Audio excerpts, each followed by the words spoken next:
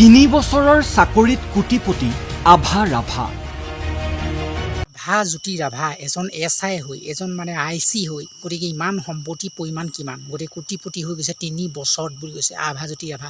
গতিকে ইয়াৰ লগত কি জড়িত হৈ আছিলে, এখেতেই মানে নকল সোণ ড্ৰাগছৰ লগত জড়িত আছিলে।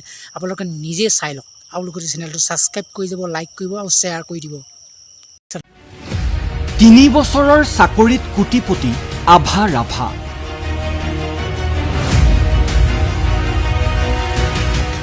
নকল টকাৰ ঘাটিত বহি কোটিপতি হল কেনেকৈ?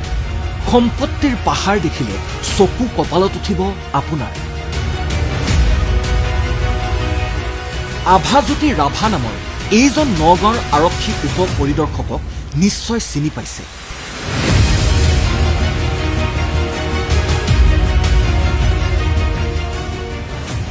এইখন জ্যোতি ৰাভাৰ বকুস্থিত বাসগৃহ।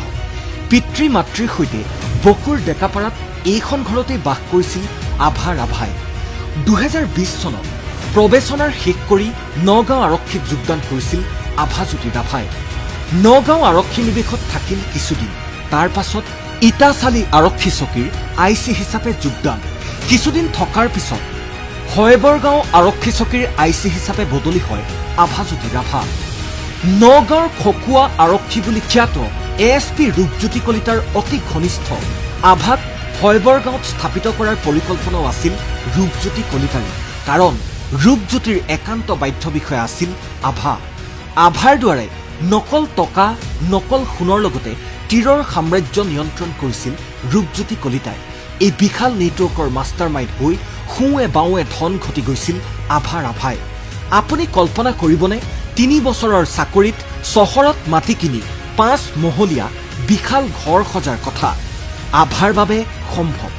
এই ঘৰটো চাওক, ছাদখনৰ দীঘ 70 ফুট, বহল 40 ফুট। ছাদ ঢালিবলৈ সাজু, চাটাৰিঙলৈকে সম্পূৰ্ণ।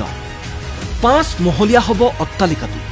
ৰ'ব, ডাকুৰাপাৰাৰ ডনবক্স বিদ্যালয়ৰ সমীপৰ এই ভূমিখিনিও নতুনকৈ ক্ৰয় কৰিছে আভা ৰাভাই। মাটি ক্ৰয় কৰি তাত প্ৰসাদোপম অট্টালিকা গঢ়াৰ সপোন দেখা আভাই আৰম্ভ কৰিছিল ঘৰৰ কাম। সাধাৰণ চৰকাৰী কৰ্মচাৰীৰ বাবে এয়া অসম্ভৱ যদিও আভাৰ বাবে সম্ভৱ, কাৰণ সোণৰ খনিৰ মালিক হৈছিল আভা। যাদু দণ্ড দিছিল আভাক ৰূপজ্যোতি কলিতাই। আভাৰ ঘৰ নিৰ্মাণ কৰাৰ ঠিকা পোৱা এইজন মহৰীৰ মতে প্ৰায় 25 লাখ টকা খৰচ হৈছে অকল প্ৰিণ্টলৈকে সাজোতে। এখেতে নাজানে ঘৰটো কোন ছাৰৰ, কিন্তু জানে কি বুলি শুনকচোন। ঘৰটো কাৰ SI বুলি কৈছে, এতিয়া আমিতো মালিকক দেখা নাই আৰু নামটো নাজানো। আমি ঠিকাদাৰে আনিছো, আমি ইয়াত কাম কৰি আছো, কামৰ মানুহ। কিমানটা ঘৰৰ বিল্ডিং কিমানটা বানি আছে এতিয়া? কেইটা ৰুম? এইখানে 10টা ৰুম আছে আৰু সৰু সৰু।